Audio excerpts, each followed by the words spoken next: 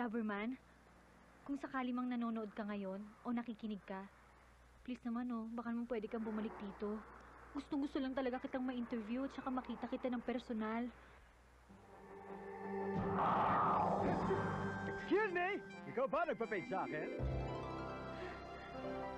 Rubberman?